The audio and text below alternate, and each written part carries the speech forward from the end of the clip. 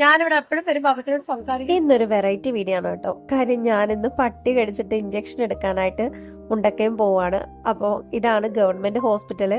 രാവിലെ നേരത്തെ വന്ന് ഇറങ്ങി ടൈം ഉണ്ടായിരുന്നു കേട്ടോ, ശനിയാഴ്ചയല്ലേ. അപ്പോൾ പിന്നെ മുണ്ടക്കയം ഞങ്ങളുടെ നാട് കാണാത്തവർക്കായിട്ട് ഞങ്ങളുടെ ടൗണൊക്കെ ഒന്ന് കാണിക്കാമെന്ന് വിചാരിച്ചു. ഇതാണ് ഗവൺമെന്റ് ഹോസ്പിറ്റലിന്റെ പരിസരം എന്ന് പറഞ്ഞാൽ. ഇവിടെ കുറെ ലാബ്സും ചെറിയ ചായക്കടകളും തയ്യൽ കടകളും ഒക്കെയാണ് കേട്ടോ. പിന്നെ എനിക്കറിയാവുന്ന ഒരു കൊച്ചിനെ ഞാൻ കണ്ടിട്ടുണ്ടായിരുന്നു, നമ്മുടെ BTSന്റെ ആർമി കൊച്ചാണ് കേട്ടോ. പിന്നെ പുറത്തോട്ട് വന്നു കഴിഞ്ഞാൽ അതാ ഈ കാണുന്നത് അത്യാലിൻ പ്ലാസയാണ്.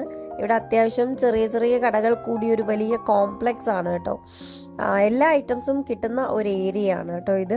അത് കഴിഞ്ഞ് ഞാൻ പോകുന്നത് എൻ്റെ ഫേവറേറ്റ് ആയിട്ടുള്ള ത്രെഡ് ഹൗസിലേക്കാണ് കേട്ടോ.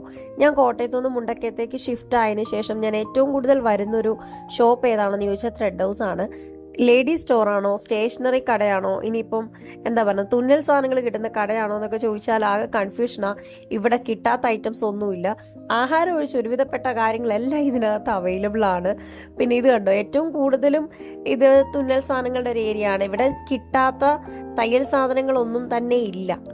അത്യാവശ്യം ക്രാഫ്റ്റിനുള്ള കാര്യങ്ങളുണ്ട്, അതുപോലെ മറ്റെന്താ ഹാൻഡിക്രാഫ്റ്റും കാര്യങ്ങളൊക്കെ ചെയ്യാൻ പറ്റുന്ന ഐറ്റംസ് ഒക്കെ ഉണ്ട്. പിന്നെ ഇതിന് മേളിലൊരു നിലയും കൂടെ ഉണ്ട്. ഞാൻ വന്ന കാലത്തൊക്കെ ഈ സ്റ്റെപ്പ് ഞാൻ കയറുമ്പോൾ മൊത്തത്തിൽ കടയൊന്ന് കുലുങ്ങും. അപ്പം അണ്ണം പേടിച്ച് ഞാൻ അങ്ങ് ചെന്നിട്ട് ഇറങ്ങി വരുന്നവരെ നോക്കി നിൽക്കും, ഈ പണ്ടാറപ്പെണ്ണൻ്റെ കട മുടിപ്പിക്കുമോ എന്നുള്ള മട്ടിൽ. പക്ഷെ ഇപ്രാവശ്യം അണ്ണം ഭയങ്കര ഹാപ്പി ആയിരുന്നു കേട്ടോ. കടയുടെ ഡീറ്റെയിൽസ് ഒക്കെ പറയാനായിട്ട് ആദ്യമായിട്ട് അണ്ണനൊന്ന് ചിരിച്ച് ഞാൻ കണ്ട്. ഇത്രയും കാലം ഒരു ഗൗരവ ഫേസ് ഉള്ള ഒരാളായിരുന്നു കേട്ടോ. പിന്നെ ഫേസ് പാക്ക്, പച്ചമഞ്ഞൾ, രക്തചന്ദനം, ഇതിൻ്റെയൊക്കെ വീഡിയോ ഞാൻ ഇടുന്നില്ലേ, അതൊക്കെ ദേ ഈ കടയിൽ മേടിക്കുന്നതാണ് കേട്ടോ. ഇവിടെ നിൽക്കുന്ന അപ്പച്ചനാണ് കേട്ടോ. ഞങ്ങളുടെ ഒരു നല്ല കമ്പനിയാണ്. പിന്നെ എൻ്റെ നേരത്തെ വീട്ടിലെ നെയ്ബറാണ് കേട്ടോ ഈ ടീച്ചർ ആൻറ്റി കണ്ടപ്പോൾ ഞാൻ അപ്പച്ചനെ പരിചയപ്പെടുത്തുകയും ചെയ്തു. പിന്നെ ഈ നിൽക്കുന്ന അപ്പച്ചനെ കണ്ടോ, ഇതിവിടെ എപ്പോഴും നിൽക്കുന്നൊരു അപ്പച്ചൻ, ഞാൻ വന്ന കാലം മുതൽ കാണുന്നതാണ്. അപ്പച്ചനെന്തോ വയ്യാഴികയാണ്.